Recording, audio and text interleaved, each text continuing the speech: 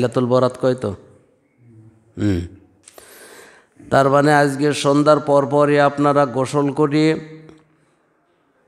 কাপড় চোপড় নিংড়েবেন না, গা মুছবেন না, ওই ভেজা কাপড় তারের পরে নেড়ি দিয়ে থবেন। যত ফোঁটা পানি ঝরবে ততগুলো গুনাহ মাফ হবে। এবং যতগুলো পানি ঝরবে প্রতি ফোঁটার জন্যে 10টা করে নেকি আমল নামায় লেখা হবে। কসা সুবহানাল্লাহ।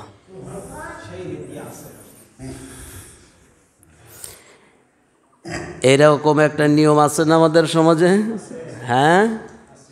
এরপরে হালুয়া রুটি বানাতে হবে। এই হালুয়া রুটি এর বাড়ি ওর বাড়ি দেওয়া লাগবে। মসজিদে ইমাম সাহেব, খাদেম, মুয়াজ্জিনেরা খাবে। দলিল কই? দলিল আল্লাহ নবী সাল্লাল্লাহু আলাইহি ওয়াসাল্লাম উহুদের যুদ্ধে গিয়ে দান মোবারক শহীদ হয়ে গিয়েছিল। তো আল্লাহর নবী নরম খাবার ছাড়া কিভাবে খাবে? কোন কাহিনী কোথায় নিয়ে গিয়ে মিলিয়েছে হুজুকে বাঙালি। কি বাঙালি? এ কারণে আল্লাহ নবী সাল্লাল্লাহু আলাইহি ওয়াসাল্লাম আমাদেরকে জানিয়েছেন, মা আতাকুমুর রাসূলু ফাখুযুহু ওয়া মা নাহাকুম আনহু ফান্তাহু। আল্লাহ বলেন, আমার রসুল তোমাদেরকে যা দিয়েছে সেটাকে আঁকড়ে ধরো, ফাখুযু সেটা গ্রহণ করো, ওয়া মা নাহাকুম আনহু ফান্তাহু এবং যেটা থেকে বিরত থাকতে বলেছে সেটা থেকে বিরত থাকো। ক্বালা নবিয়্যু সাল্লাল্লাহু আলাইহি ওয়াসাল্লাম লিকুল্লি উম্মাতিন শাফাআহ। আমার প্রত্যেকটা উম্মতের জন্য আমার পক্ষ থেকে শাফায়াত বরাদ্দ। ইল্লা লি সাহিবুল বিদআহ, ইল্লা লি সাহিবিল বিদআহ। কিন্তু শাফায়াত সেই লোকটা পাবে না যার আমলে বেদাত পাওয়া যাবে। হাদিসে আছে আজকে রজনীর সম্পর্কে, লাইলাতুন নিসফে মিন শাবান, অর্থাৎ শাবানের মধ্য রজনীর একটা ফজিলত বর্ণিত আছে সহিহ হাদিসে। সেটা আল্লাহর নবী সাল্লাল্লাহু আলাইহি ওয়াসাল্লাম যেভাবে বলেছেন সেভাবে নেবেন না আমাদের সমাজে যেটা আছে সেভাবে নেবেন? কারণ কথা কি, আল্লাহর কথা কি, মা আতাকুমুর রাসূলু ফাখুযু। আমার নবী যেটা দেয়, আমার রসুল যেটা দেয় সেটা আমাদের কি করা দরকার? গ্রহণ করা দরকার। আর যা থেকে বিরত থাকতে বলেছে তা থেকে বিরত থাকা দরকার। এর নাম ইসলাম। এখন আমরা যে নামাজ পড়ি, মাগরিবের নামাজ কয় রাকাত দিয়েছেন আল্লাহ নবী সাল্লাল্লাহু আলাইহি ওয়াসাল্লাম? 3 রাকাত। তো এই 3 রাকাতের জায়গায় আপনি যদি 4 রাকাত পড়েন, 1 রাকাত যদি বাড়ান, আমাদের আব্দুল হামিদ ভাই যদি জিজ্ঞেস করে, ফারুক 4 রাকাত হইল কেন আজকে নামাজ? ফারুক বলবে, ভাই টিউবওয়েলের কাজ করি, কত জায়গায় যাই, নামাজ তো কখনো পড়িনি। তুমি মনে করেন 1 রাকাত ওই সাথে কাজা কাফারা হইল। লোকটার কি নামাজ হয়েছে বলবে না ফিটে এই মসজিদ থেকে বের করবে? হ্যাঁ, কেন? 4 রাকাতে কি 4র্থ নম্বর রাকাতে কি সূরা ফাতিহা পড়েনি? প্রতি অক্ষরও কি 10 নেকির ঘোষণা আছে না নেই? তারপরেও নামাজ কি হবে? কারণ আমার আল্লাহর নবী মাগরিবের নামাজ 3 রাকাতের জায়গায় 4 রাকাত পড়তে শিখান নাই। তাই আমরা 3 রাকাত পড়ি। যদি কেউ 4 রাকাত বলেও পড়ে তাকে আমরা স্মরণ করে দিই সৌসিদা দেওয়ার জন্য। আমাদের সমাজে ইসলামটা বড় গরিব। আল্লাহর নবী সাল্লাল্লাহু আলাইহি ওয়াসাল্লাম বলেছিলেন, ইসলামটা শুরু হয়েছিল কলিল দিয়ে, খুব অল্প মানুষ, মুষ্টিমেয় কয়েকজন মানুষ দিয়ে, গরিব অবস্থায়, বড় গরিব অবস্থায়। আবার এই ইসলামের অবস্থা এই গরিব দশায় ফিরে যাবে। নাউযুবিল্লাহ।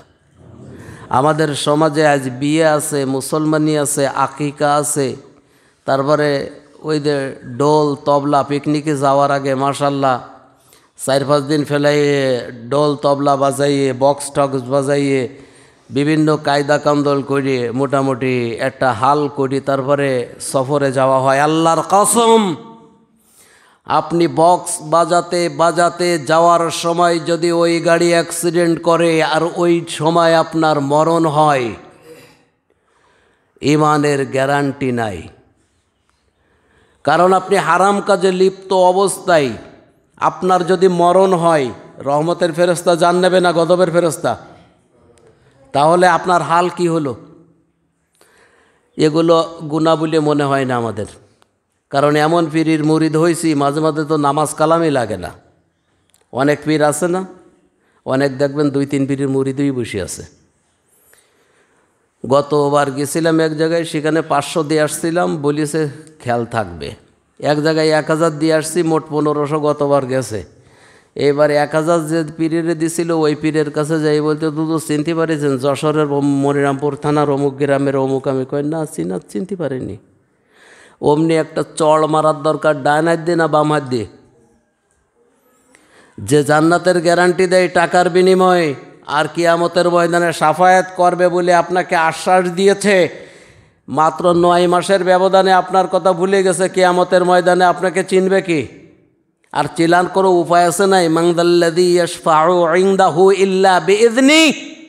আছে কোনো মহরতে আজকে কথা বলতে পারে, সুপারিশ করতে পারে আল্লাহর অনুমতি ছাড়া?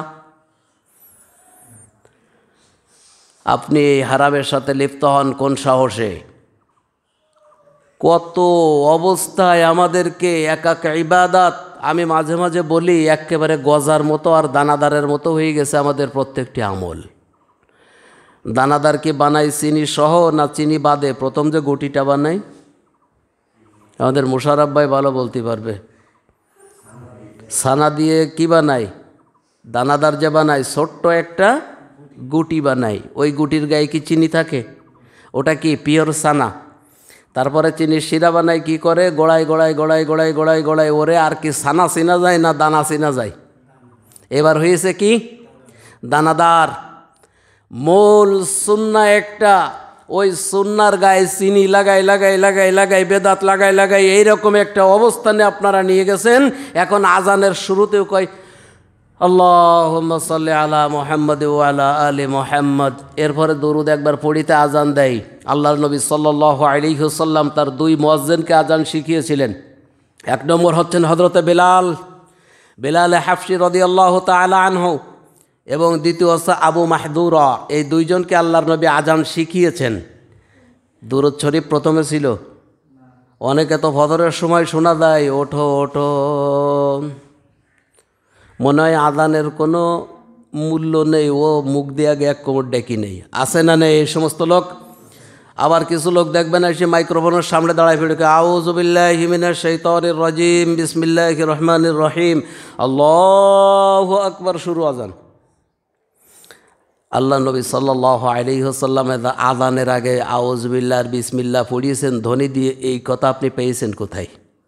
যদি প্রশ্ন করেন ভাই এটা তো হাদিসে পাওয়া যায় না, হাদিসে শুরু হয়েছে আজান আল্লাহু আকবার দিয়ে, আপনি আউযু বিল্লাহ বিসমিল্লাহ পাইলেন কই? বলবে বিসমিল্লাহ কি খারাপ জিনিস? আউযু বিল্লাহ কি খারাপ জিনিস? খারাপ জিনিস দিয়ে কি বেদাত হয়? যে লোকটা জিনাকার, সুদখোর, ঘুষখোর, মদ্যপায়ী, এই লোকটা একদিন ভালো হওয়া সম্ভব, কিন্তু বেদাত আমলকারী এ লোক ভালো হওয়া সম্ভব না। কারণ যে লোকটা জিনা করে ওই লোকটা জিনা করে এসেও জানে যে আমি একটা কবিরা গুনার সাথে সৃষ্ট হয়েছিলাম। যে লোকটা সুদ খায় ওই লোকটা কোনোদিন বলে না যে সুদ একেবারে পিওর দুধের মতো হালাল, বলে কেউ?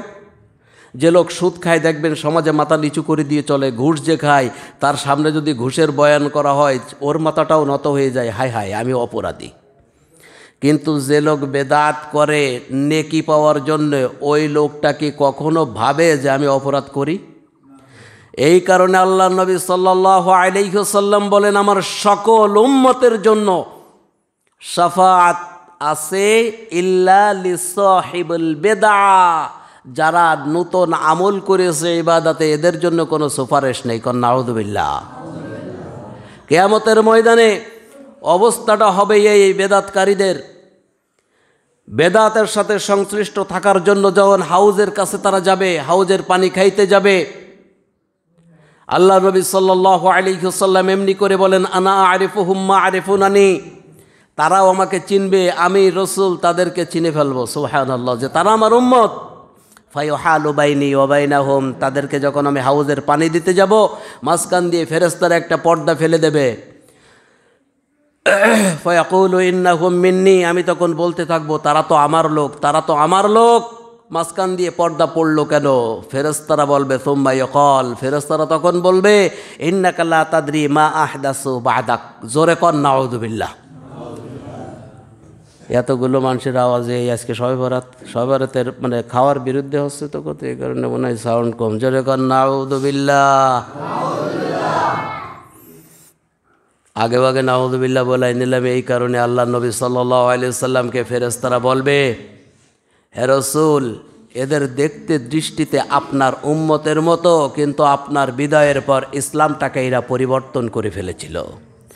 আপনি যে দ্বীনের জন্য উহুদের ময়দানে মার খেয়েছেন, আপনি যে ইসলামী রাষ্ট্র গঠন করার জন্য পদে পদে হেনস্থার শিকার হয়েছেন, আপনি আল্লাহর জমিনে আল্লাহর দ্বীনকে কায়েম করার জন্য অসংখ্য জিহাদে আপনি বর্ম পরে শিরোদ্যান ধারণ করে অস্ত্র হাতে নিয়ে আপনি সেনাপতির দায়িত্ব পালন করেছেন। আপনার ইন্তেকালের পর এই ছেলেরাই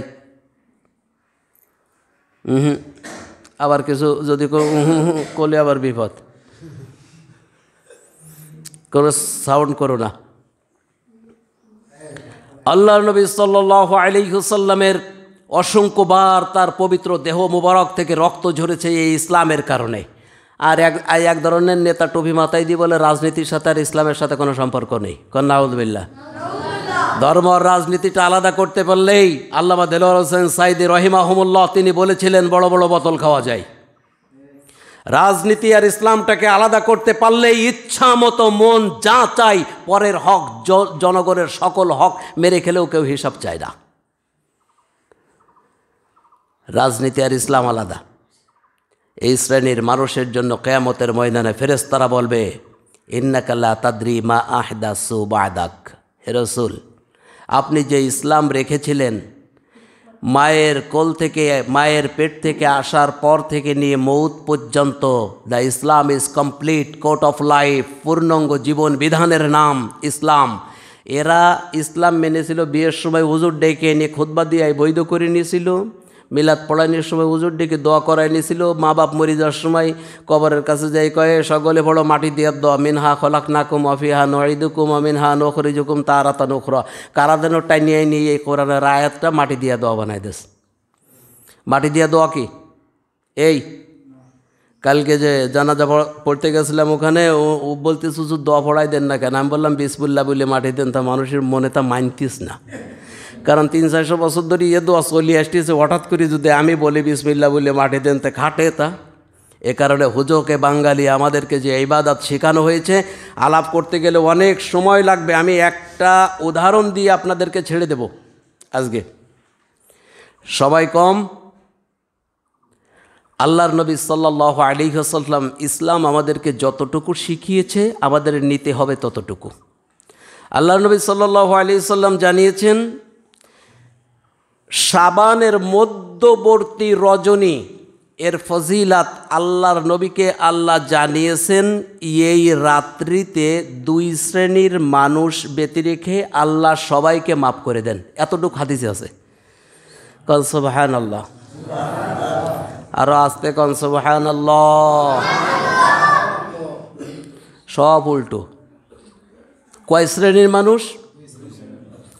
এবার হালুয়া রুটি কোথায় যাবে, আপনার লুঙ্গি টাঙ্গানো কোথায় যাবে? অনেক মহিলারা ছোটোবেলায় দেখতাম শাড়ি ঠাড়ি নাড়ি দিত, তো বিজি অবস্থায় টপ টপ টপ টপ করে পানি পড়ে, তল দিয়ে গেলেই ভিজে যায়। কিরে কাহিনী কি?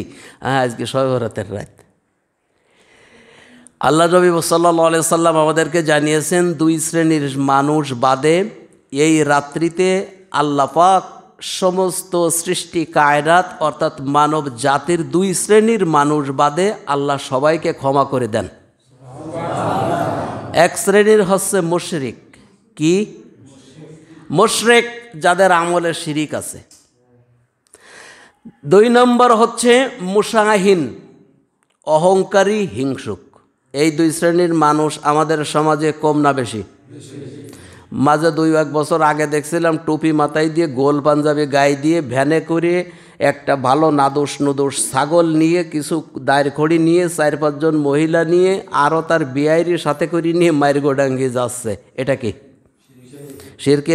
মানে ছোট শিরিক না বড় শিরিক? অথচ ওই লোকটাও শবে বরাতের রাত্রে আছে না নেই? আছে। আমরা বানাইছি মনে মনে, ভাবছি সিটার তো নাম্বার 1 সিটার। মনে মনে ভাবছি শবে বরাতের দিন রাত্রেবেলায় মসজিদের রাত 14টা পর্যন্ত কিছু নফল নামাজ কালাম করি, এবারে এক ঘুম দেব, বেলা 10টার সময় উঠবো। গত রাত্রে জিবরিল আলাইহিস সালাতু ওয়াস সালামরে ফাঁকি দিয়ে ভাগ্য লিখাই নিছি, আর বাকি 1 বছরের টেনশন নেই। আহা, কি সুন্দর! হিন্দু ধর্মেও তো এরকম একটা প্যাকেজ নেই মনে হয়। মানে এক রাত্রিতে সিটারি করে সব লিখাই নেওয়া, এ একটা ধারণা আমাদের ভিতরে ছিল, তাই না? তাহলে দুই শ্রেণীর মানুষ বাদে আল্লাহ যে এমনিতেই মাফ করে দেবেন, আপনি ঘুমায় থাকলেও মাফ করবে, নামাজে থাকলেও মাফ করবে। নামাজ আপনি পড়তে পারেন। আল্লাহ নবী সাল্লাল্লাহু আলাইহি ওয়াসাল্লাম এই রাতের জন্য, স্পেশালি এই শবে বরাতের রাতের জন্য কোনো নামাজ নেই। এই 12 রাকাত 14 রাকাত এই যে নামাজের যে সিস্টেম এবং যে ইয়েগুলো আছে, এ দ্বারা কোনো সহিহ হাদিস দ্বারা এর প্রমাণ পাওয়া যায় না। যে হাদিস দ্বারা, যে হাদিসের নামে যেগুলো এগুলো চলে আসতেছে, মুহাদ্দিসিন ইকরাম সবগুলো বলেছে বানোয়াট হাদিস, জাল হাদিস, হাদিসে মৌদু, যঈফ, মানে এর কোনো ভিত্তি নেই। তাহলে 2টি রোগ থেকে মুসলমানকে মুক্ত হতে হবে। 1 নম্বর হচ্ছে হিংসা। হিংসা কি আছে আমাদের? কম না বেশি? এই হিংসা দূর করা লাগবে এই রাতে মাপ পেতে হলে। আর 2 নম্বর হচ্ছে শিরিকের সাথে আপনার কোনো সম্পর্ক থাকবে না। আপনার ভালো এবং মন্দ করার মালিক একমাত্র কে? বাইরগোডাঙ্গিতে গেছিলেন, ছাগল জবি করে ওখানে খাইয়ে আসছেন। কুত্তার গোশ খাওয়া আর ওই ছাগলের মাংস খাওয়ার মধ্যে কোনো পার্থক্য নেই। বরং কুত্তার মাংস যদি আপনি চুরি করে পেটের দায় খাইতেন, একটা গুনাহ হতো, হারাম খাওয়ার গুনাহ, শিরিক হতো না। আর আপনি আপনার হালাল ছাগলটাকে মাইরগোডাঙ্গে নিয়ে যেয়ে ওখানে জবি করে বাবার দরবারে খেয়েছেন, যা খেয়েছেন শুকরের পায়খানা খাওয়ার চাইতে নিকৃষ্ট কিছু খেয়েছেন, এবং আল্লাহর সাথে শিরিক করে আসছেন। আর বলে আসছেন, যা বাবা গতবার আসছিলাম, এই বড় ছেলেটা হয়েছে, আর এইবার আবার আর একটা দিয়ে। এটাকে ছোট শিরিক না বড় শিরিক? খবরদার।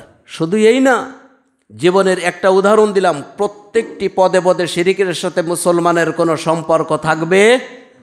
আমাদের আবার বিভিন্ন দলিল আছে। দলিলটা কি জানেন?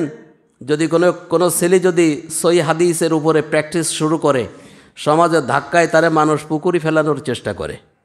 সেদিন একটা ছেলে নামাজের ভিতরে আঙ্গুল উঁচু করেছে। কি করেছে? আঙ্গুল উঁচু করেছে। আঙ্গুল উঁচু করা, নাড়ানো, উঁচু করে রেখে দেওয়া, সবটা হাদিসে আছে না নাই? কিন্তু আমরা কি করি? আমরা যখন তাশাহুদে বসি, একবার উঁচু করি, যে বোঝে না সেও দেখবেন একবার উঁচু করে, উঁচু করে ফটাস করে ফেলে দেয়। আবার কেউ বলতে যাই, আমি তখন আশহাদু আল্লা ইলাহা ইল্লাল্লাহ বলছিলাম, তখন তো তোমার আঙ্গুল উঠলো না, তুমি কখন উঠইলি? বলে না, আমি এমনিতেই উঠাইছি। কয় তুমি তো কাফের হয়ে গেছো মিয়া, আঙ্গুল উঠানোর ফতোয়া আছে না? তো ফতোয়াটা কি?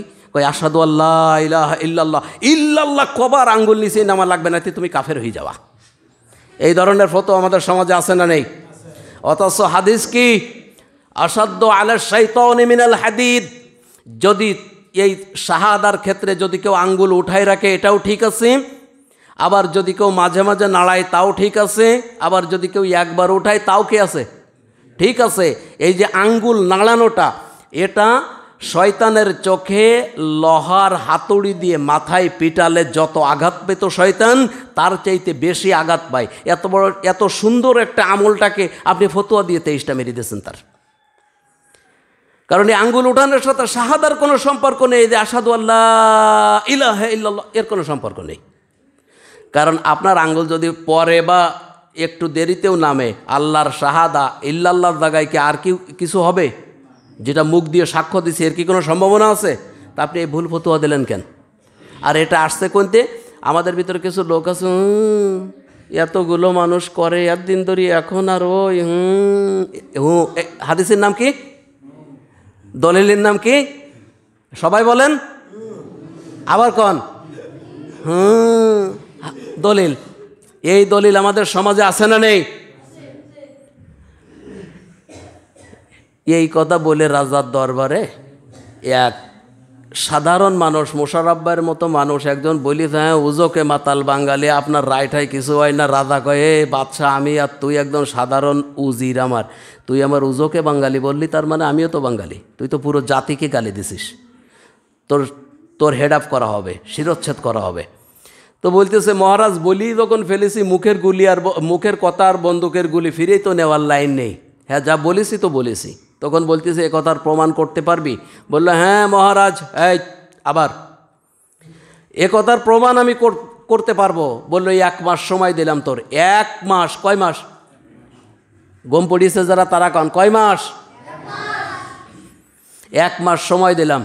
1 মাসের ভিতরে উজোকে যে বাঙালি, এ কথা তোর প্রমাণ করা লাগবে। তখন বলল, হ্যাঁ ঠিক আছে। এখন ভাবতেছে করি গিয়ে, উজোকে বাঙালি এ কথা প্রমাণ করব কোন কায়দায়। চলে গেছে মোটামুটি ছুটি মুসির বাড়ি।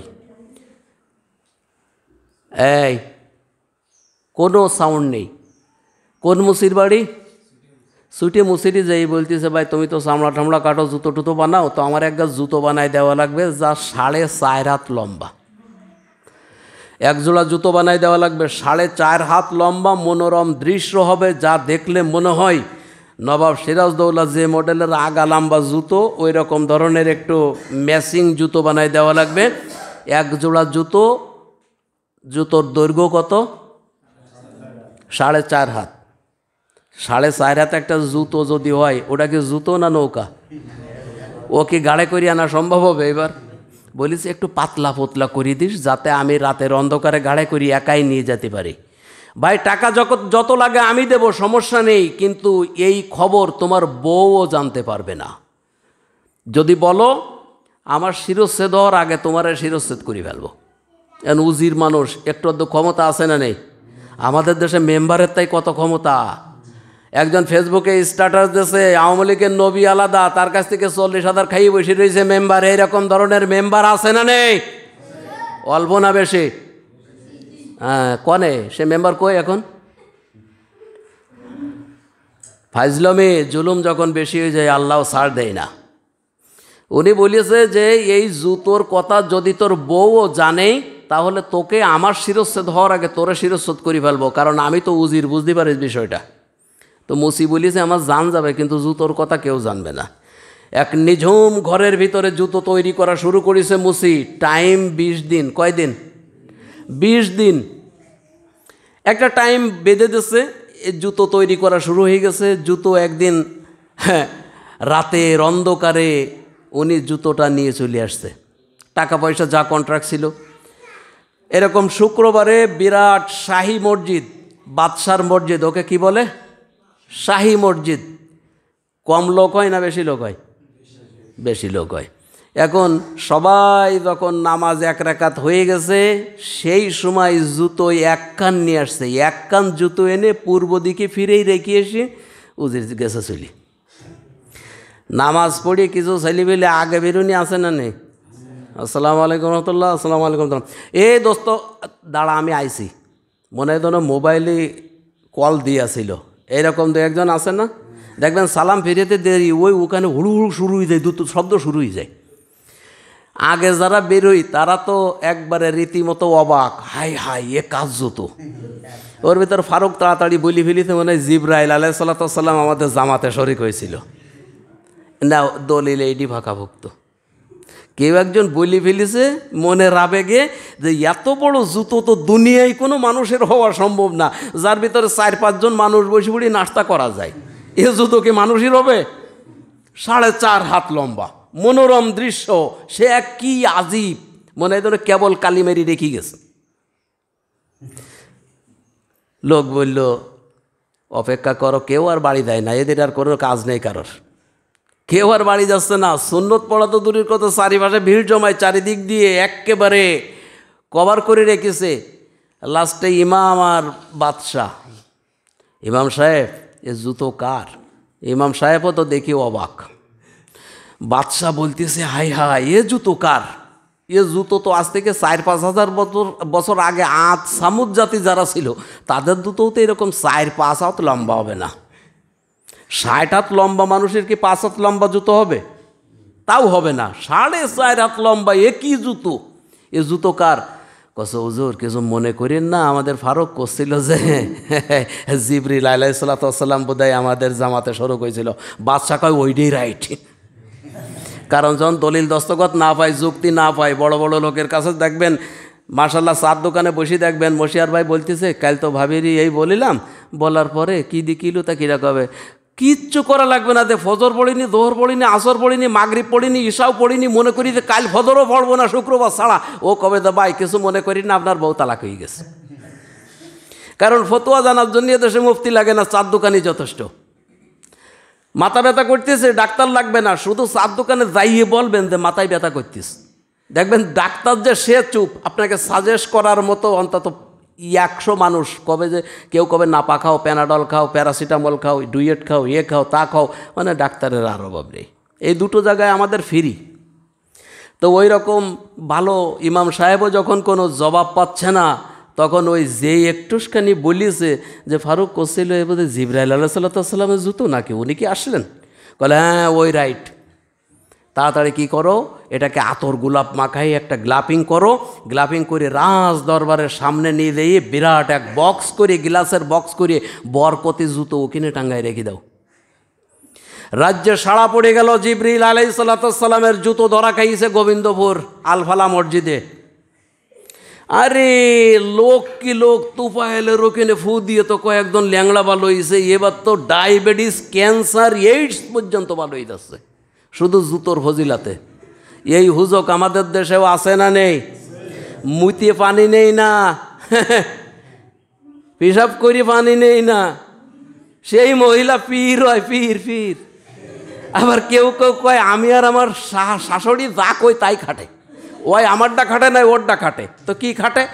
কই আমি একরকম কই ও একরকম কই। কেন? সেদিন সেজিবার ভাবির পেটে বাচ্চা কাচ্চা ছিল, আমি বললাম যে ছেলে হবে, আমার শাশুড়ি কলে না মেয়ে হবে, আমারটা খাটেনি, শাশুড়িটা কেটে গেছে। এইরকম পীর আছে না নেই? আছে, এদেশে বহু পীর আছে। ওই শাশুড়িরটা খাটে নাই ওরটা খাটে, এও পীরও আছে। ওই জুতোর বরকত, শুধু একটু দড়ি পানি পড়া নিয়ে চলে আসতেছে, রোগ সব শেষ। আমাদের বদর ভাইয়ের মাজা বেঁকাই গেছিল, তাও সোজাই গেছে। বাকি এখন আমার মামু আব্দুল মাজিদ, ওনার যে জ্বর হয়েছে, নামাজের পরে আমরা ইনশাল্লাহ আল্লাহর কাছে দোয়া করব। তো যার যা রোগ ছিল সব যখন ভালো হয়ে গেছে, এবারে 1 মাসও ফুরিয়ে গেছে, তখন ও বলতেছে তোর যে প্রমাণ দেওয়ার কথা তো দিস নি কেন? কলে প্রমাণ দিছি তো। কলে কই? কই এই এত মানুষের রোগ বলে হলে উজোকে আপনি এটা বুঝতে পারেননি? কলে কোন কিডা? কলে জুতোর ফজিলাতে। কলে বেটা জিবরাইলের জুতো সম্পর্কে কলি তো জুতো মারবান দেখছিনি। তখন বলতেছে না, ও জুতো জিবরাইলিন না, ও জুতো আমার। তার প্রমাণ তো বল রাজ দরবারে বলতেছে, এই আমার অমুক টাকের পারে আর এক গাছ আছে দেখি নিয়ে গিয়ে 2 নম্বর ফ্লোরে ওই জুতো গাছ নিয়ে আইনি মিলিয়ে যে সেম কিনা, আর জুতো যে বানাইছে তারও ডেকে নিয়ে আসিস। বাদশা দেখলো আসলে তো তাই। আমাদের দেশে মোটামুটি সকালে সূর্য ওঠার আগে যদি কেউ কয় আজকে বাঁশের কুঞ্চির পানি খালি মোটামুটি সব রোগই মুক্ত হয়ে যাচ্ছে, সরমুনার পীর কইয়েছে, তাহলে তো কাঠ সারা বাঁশ বাগানে আলো আলো হয়ে যায়। এই উজোকে বাঙালি আছে না নেই? এটা করা যাবে? আল্লাহ যেন আমাদেরকে এই সব কুসংস্কার থেকে বুঝার তৌফিক দেয়। আমরা সকলে বলি আল্লাহুম্মা আমিন। আমরা শুধু ততটুকু ইসলাম মানব যতটুকু আল্লাহর নবী আমাদেরকে শিখিয়েছেন। সেই ফজিলাত তলাশ করব যে ফজিলাত আল্লাহর নবী আমাদেরকে বলেছেন, যা হাদিসে নেই, কোরআনে নেই, তার সাথে মুসলমানদের জীবনের কোনো সম্পর্ক নেই। আল্লাহ যেন কবুল করে। আমরা সকলে বলি আল্লাহুম্মা আমিন। সুবহানাকাল্লাহুম্মা ওয়া বিহামদিকা আশহাদু আল্লা ইলাহা ইল্লা আনতা আস্তাগফিরুকা ওয়া আতুবু ইলাইক।